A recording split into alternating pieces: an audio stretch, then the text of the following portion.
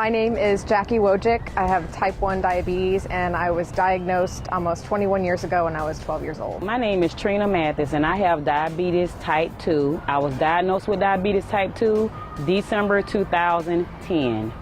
My name is Michelle Schoen and I'm 12 years old and I have type 1 diabetes and I was diagnosed with diabetes on my 8th birthday. My name is Stacey Bright. I have type 1 diabetes and I was diagnosed when I was 3 years old.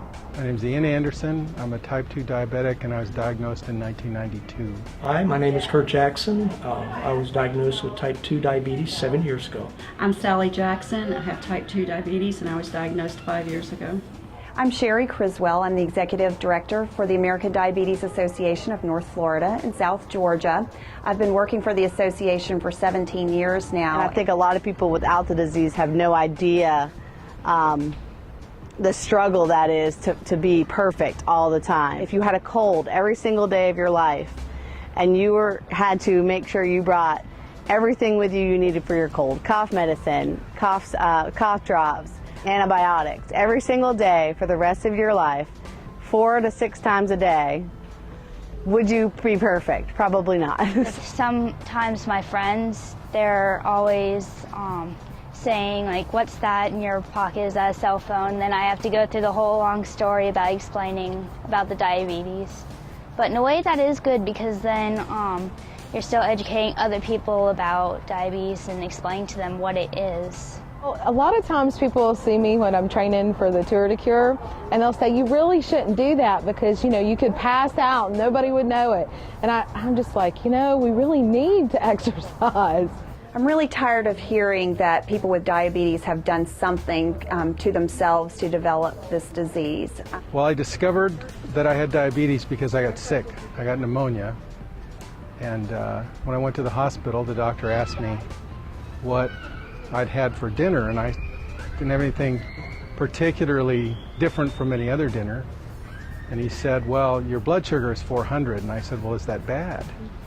And he said, that's very bad. It should be around 80 to 120. So I discovered I was a diabetic. I thought that maybe, you know, I was going to die. You know, seeing that my mom has diabetes type 1 and she's a brittle diabetic, it really scared me. But it took for them to tell me I have it for me to do better. Listen to the professionals around you, but don't always count on them. Listen to other people who have diabetes, because many times they can tell you more about it than the professionals can. I would say definitely to take a diabetes education class, because even reading literature, which I had read, but listening to the diabetes educator, it was like A plus B equals C. I mean, it was just so easy. And I think one of the biggest things that I really realized was that I thought, okay, 4 people have diabetes. You just give medicine to each one and it works and it, you know, helps. But no, every single person is different. Well, I think there's probably somewhere, I heard the number, there's 2 million people in the United States that are undiagnosed that have diabetes. And the symptoms are pretty obvious. The problem is that when those symptoms affected me, I didn't pay any attention to them. And you need to be body conscious. You need to get checked up every year. You need to have somebody take a look at you. You need to have blood drawn. You need to get to the doctor because the sooner you find out about this, the better you're going to be in the long run. Whether you process it slow or fast, it's important that you understand it.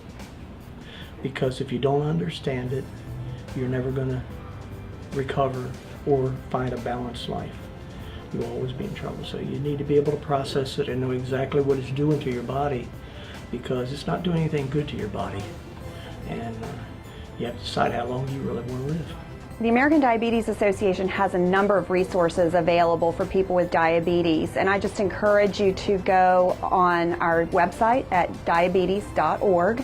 That's www.diabetes.org. Anything you could want is on that website. If you don't have access to the web, just call 1-800-DIABETES and we can send literature free of charge. You can also contact our local office at 904-730-7200.